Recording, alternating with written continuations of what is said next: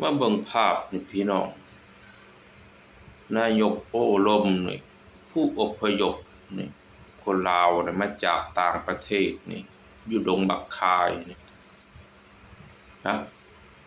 ก็พูดถึงการอพยพนี่ก็ชื่อว่าตรงๆจ้ะคนประเทศอื่นอพยพก็ใช้ชื่อว่าเป็นคนลาว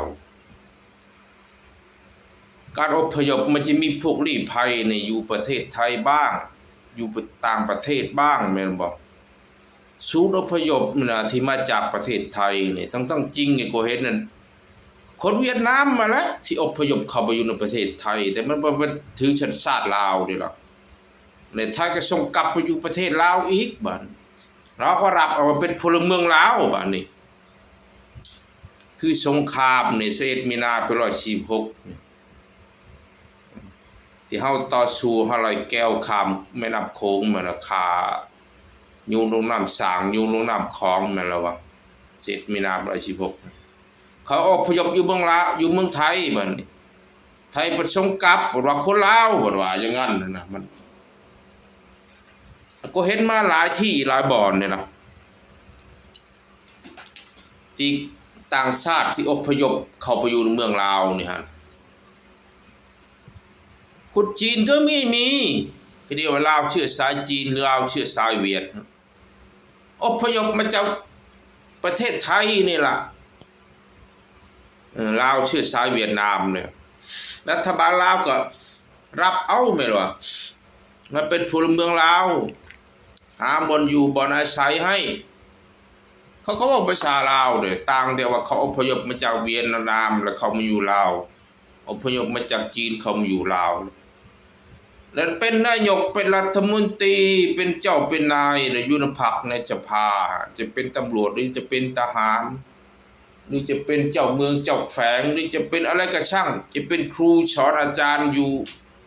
มหาวิทยาลัยก็ช่างมันก็เป็นคนเวียดนามเป็นเชื้อสายคนต่างประเทศแต่มันถือสัญชาติลาวแต่มันออกภาษาลาวเฉยๆผลสุดท้ายมาแล้วคนที่อพยพเข้ามาในแผ่นดินลาวนี่นะ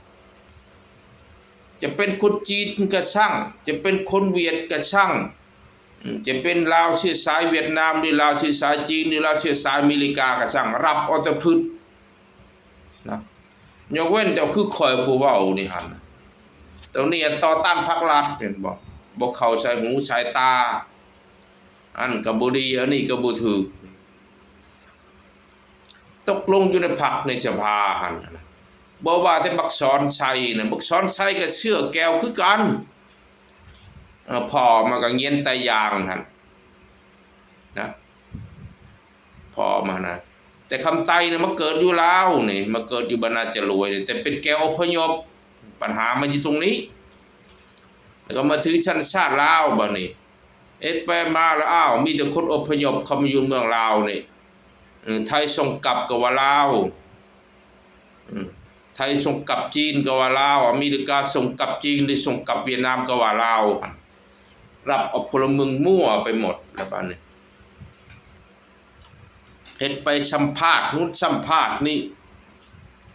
พุทธท้ายมาแล้วอ้าวอยู่เมืองลาวแล้วเต็มมีแต่คนย้ายถิ่นฐานเข้ามาอยู่นี่ให้เบิ่งในเศรษฐกิจพิเศษสามเหลี่ยมทองคำนี่มีทั้งจีนมีทั้งพม่าแม่นแล้วว่าพม่าก็อยู่เป็นเมืองแต่ละประเทศอยู่ในเมืองลาวแต่ละแขงแต่ละ